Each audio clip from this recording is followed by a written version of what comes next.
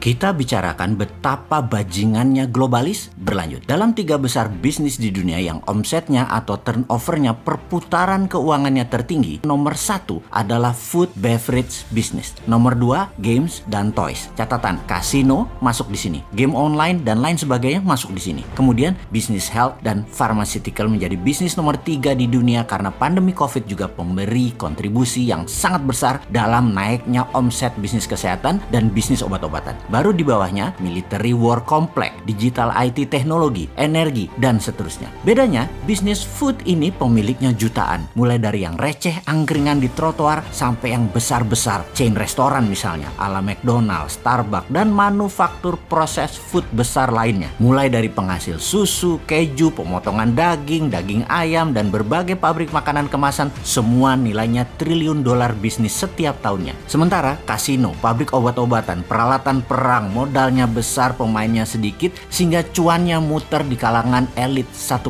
manusia. Kemudian dunia farmasi yang sangat bergantung kepada orang sakit menjadi nilai bisnis yang sangat besar nomor 3 di dunia saat ini. Sengaja kita gunakan huruf besar atau huruf kapital di dalam kalimat bergantung kepada orang sakit. Karena kebanyakan orang yang sakit adalah diciptakan. Benar, penyakit di tubuh manusia adalah ciptaan manusia sendiri yang memang bercita-cita ingin membuat orang tidak sehat. Sungguh, perang kesehatan awalnya dimainkan di tahun 1940-an akhir setelah Perang Dunia Kedua, dan para pemain bisnis makanan proses atau processing food lah yang memulainya. Perang ini adalah bagaimana membuat orang bergantung dalam tanda petik kepada produsen makanan, yaitu pada mereka. Walau berefek negatif buat kesehatan, mereka nggak peduli. Diawalinya semua itu di mana? Di Amerika. Protein dari binatang seperti telur, susu sapi dianggap baik buat manusia. Juga daging atau red meat dianggap membuat protein binatang itu sangat cocok dan baik buat manusia menjadi kuat. Itu disebut propaganda. Studi terbaru ternyata ini semua mitos. Telur dan susu binatang tidak terlalu baik buat manusia dalam jangka panjang dalam jumlah besar. Lalu propaganda seperti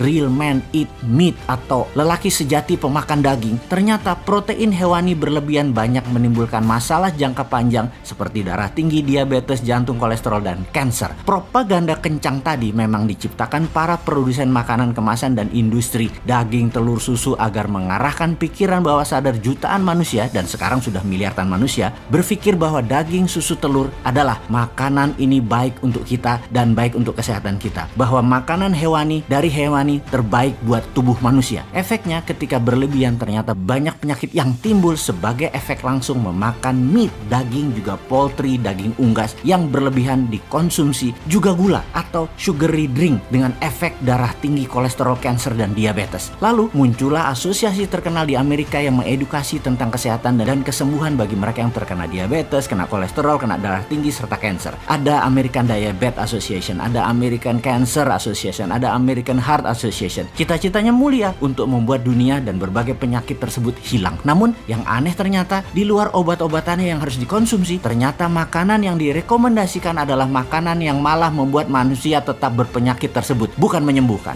Alih-alih keheranan baru terungkap beberapa tahun ini bahwa sponsor asosiasi tersebut ya para produsen makanan juga yang makanannya yang sumber penyakit tersebut. Efeknya dunia farmasi dan kesehatan diuntungkan. Seumur hidup manusia yang terkena makanan tidak sehat tadi akan pakai obat-obatan kimia seumur hidup seperti obat darah tinggi, obat gula, dan lain sebagainya. Akan dipaksa semua manusia yang menderita tersebut memakan obat seumur hidup oleh dunia farmasi dan oleh dunia kedokteran. Sehubungan dengan itu semua, ada sebuah challenge menarik bagi sahabat jika ingin membuktikan apa yang dikatakan semua itu adalah benar. Kita akan buktikan kalau bersama tantangan ini kolesterol Anda akan turun menjadi normal, gula darah Anda akan menjadi normal, tensi darah Anda akan turun. Beranikah Anda melakukannya? Gerakan ini anti globalis banget, yaitu makan makanan selama 2 minggu ke depan semuanya plant-based food, makanan berbasis sayuran, makanan asli Indonesia, makanan yang terbuat dari tanaman, makanan seperti lodeh, gudeg, cah kangkung, dan banyak lagi. Nasi merah kalau perlu, juga rebusan tela, ubi, talas, makanan tradisional, jajanan tradisional, banyak banget lainnya termasuk gado-gado, pecel, terong balado, salad buah, dressingnya hanya jeruk lemon, dan tapi kalau buah terpaksa non durian dulu, dan lain sebagainya selama 2 minggu. Atau banyak kok restoran vegan di semua kota di Indonesia yang sudah punya makanan plant-based food ini. Lakukan tes darah sebelumnya dan lakukan di hari ke-15 setelah melaksanakan plant-based food ini. Garansi semuanya akan normal kembali dan Anda tidak perlu obat-obatan kimia kimia lagi. Stop makanan pabrikan, stop makanan dalam kemasan, stop makanan processed food. Mau itu Indomie, sosis, juga daging merah, daging putih, apa aja. Anda tidak perlu mediator lagi untuk mendapatkan protein. Nggak perlu sapi, nggak perlu kambing, itu semua mediator. Makan aja plant-based food. Anda akan lebih kuat dari Anda sebelumnya dan lebih sehat. Informasi ini hanya bentuk pernyataan bahwa kita anti globalis, termasuk pemahaman globalis yang tidak sehat dan membuat manusia selalu bergantung pada obat kimia. Selamat bergabung menjadi vegan selama 2 minggu ke depan.